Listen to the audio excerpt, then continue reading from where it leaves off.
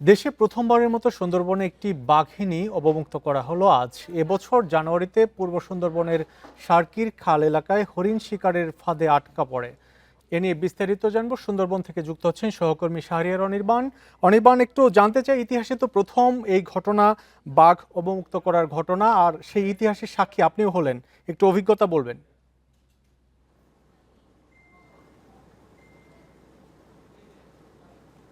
দেখুন, বাংলাদেশের সুন্দরবনের যে অভিভাবক যদি বলা হয় বন বিভাগকে, তার বয়স যদি ধরা হয় ব্রিটিশ আমল থেকে প্রায় ১৫০ বছর। সে ১৫০ বছরের সুন্দরবনের ইতিহাসে কিন্তু এই ধরনের ঘটনা এর আগে ঘটেনি।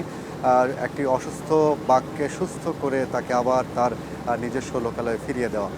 আমরা সুন্দরবনের বাঘের যে ইতিহাস যেটা দেখি, সচরাচর সেটা দেখি সে খাবারের সংকটে সে যখন লোকালয়ে চলে আসে তখন মানুষের সাথে তার একটা দ্বন্দ্ব হয়। সেই দ্বন্দ্বতে সাধারণত বেশিরভাগ ক্ষেত্রেই বাঘ মারা যায়।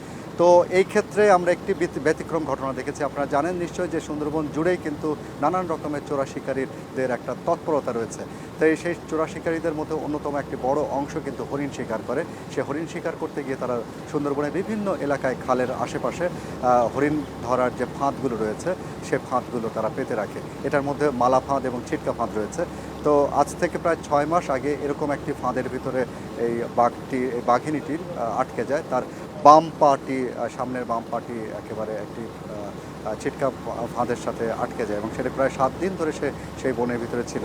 এরপর বন টহল কর্মীরা সেটি উদ্ধার করে তারপরে সুন্দরবনে থেকে তাকে খুলনায় নিয়ে যাওয়া হয় এবং খুলনায় তাকে গত ৬ মাস ধরে তার চিকিৎসা করা হয় এবং চিকিৎসা করার একটা পর্যায়ে অনেক বিশেষজ্ঞ বলেছিল যে এই বাঘটির সামনের পায়ের যে ক্ষত চিহ্ন হয়েছে বা ক্ষত হয়েছে সেই ক্ষতটি আর ঠিক হবে না। তারপরেও সে চ্যালেঞ্জটি বাংলাদেশের বন বিভাগের যারা দায়িত্বরত চিকিৎসক রয়েছেন তারা সেই চ্যালেঞ্জটি গ্রহণ করে এবং বিভিন্ন রকমের প্রতিবেশী যেসব রাষ্ট্র রয়েছে যে রাষ্ট্রগুলো এর আগে বাঘ বা এই ধরনের প্রাণী তারা সংরক্ষণ করেছে তাদের কাছ থেকে অভিজ্ঞতা নিয়েই সমন্বিত একটা প্রচেষ্টায় কিন্তু গত ৬ মাস ধরে এই বাঘকে তারা চিকিৎসা করে এবং এই চিকিৎসার পরে কিন্তু আজকে এই বাঘ সুষ্ঠুভাবে আজকে এই আন্দারমানিক এলাকার আন্ধারিয়ার খালের কাছে তাকে ছেড়ে দেওয়া হলো এবং এটিকে যেন পরবর্তীতে নজরদারি করা হয়। সেই নজরদারির জন্য প্রায় ৯০ কিলোমিটার এলাকায় ২০টি ক্যামেরা ট্র্যাপিং করা হয়েছে। যদিও রেডিও কলারিংটা করলে পারে এই বাঘের পুরো চলাচল এবং বিচরণ জায়গাগুলো খুব পরিষ্কারভাবে বোঝা যেত।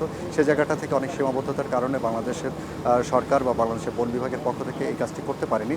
তারপরেও তারা বিভিন্ন ক্যামেরা ট্র্যাপিংয়ের মাধ্যমে এই বাঘের বা বাঘিনীর যে বিচরণ কেন্দ্র বাঘ রক্ষায় সিসিটিভি ক্যামেরা স্থাপন সহ আরও নানা উদ্যোগ নিয়েছে বন বিভাগ। শাহরিয়ার অনির্বাণ, আপনাকে অনেক ধন্যবাদ আমাদের সাথে যুক্ত হওয়ার জন্য।